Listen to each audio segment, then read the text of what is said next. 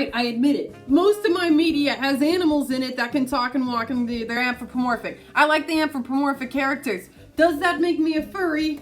I don't know. There's this guy on TikTok named Mushy Moshy or something of the sort, and he's always on my For You page and he's always calling me a furry. And to be honest, a lot of the things that he mentions that makes you a furry, I guess makes me a furry. Welcome to Does Being Attracted to This Character Make You a Furry? Let's find out. I admit, the media that I consume is a little bit sus, but so is yours, dude! My taste in media and the things that I like is really similar to Saber Sparks, and he's constantly being called a furry.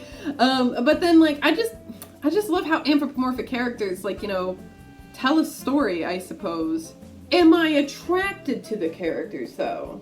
No, of course not at all. To be honest, I like a lot of the furry women more, I don't know, But have you seen Mr. Wolf? Hubba hubba, aruga. So then I'm thinking to myself, okay, so how do I tell if I'm a furry or not? If, like, you know, I like the furry things, but I don't like the furry things? So I found a quiz. Let's take the quiz. All right, everybody? All right, so let's take this quiz. It's a quizoinky. I haven't even looked at any of these questions yet.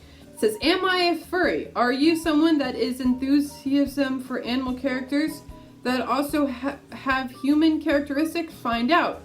All right, let's see if we're a furry. So let's go ahead and start. Close. All right, do you want an anthropomorphized animal is? Yes. Would you wear an animal costume? I think if I were to ever cosplay as any of these animals that or these anthropomorphic characters that I like, I'd want to, like, do makeup or, like, have a prosthetic on my face. I'm not into the fursuits, personally.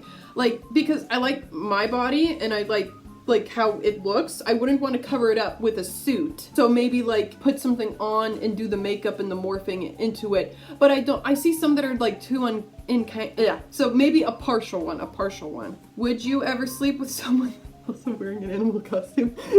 This is for adults. Maybe. What is the most important part of the fur costume? The accessories. Do you know what yiffing is? Yes, I do.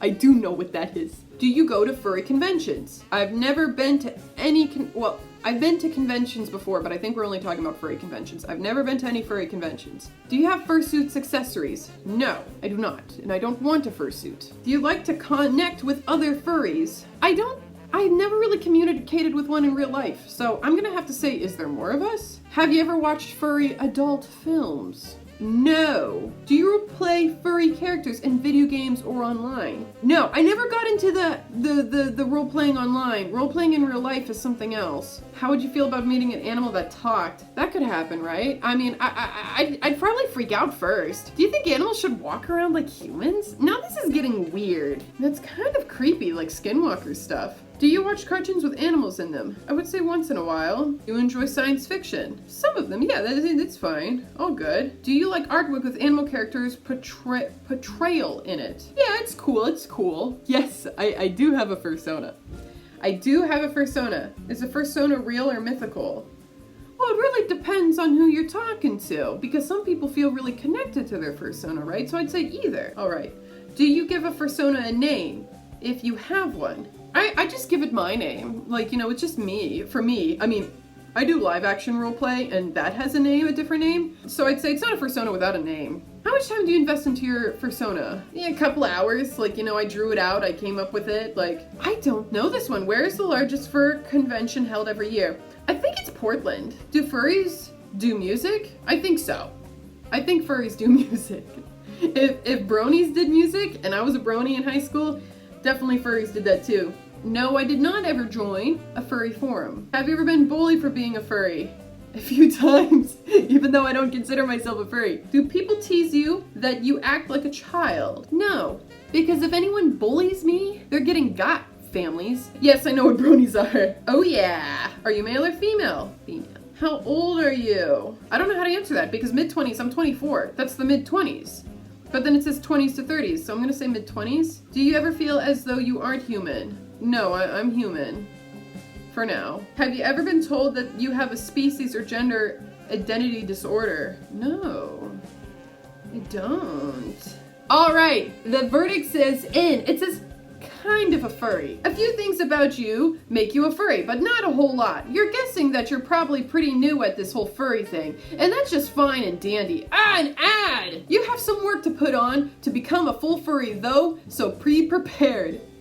I don't want to be a full furry. Nah, that's fine. Everything's fine. Another ad! So, my verdict is, if you don't want to be a furry, don't be a furry. You're allowed to like media that's anthropomorphic and like some of those things, get into a little bit of it, but to be completely honest with you, the whole furry thing is just, it's not for me. I already do live action roleplay, I don't need to do furry roleplay, which, if it's your taste, it's your taste. Whatever floats your goat, my guy. But yeah, I love anthropomorphic stories. Beastars is one of my favorite animes.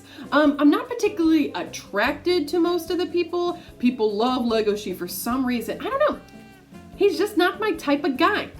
Juno, on the other hand. Like this video if you love Juno.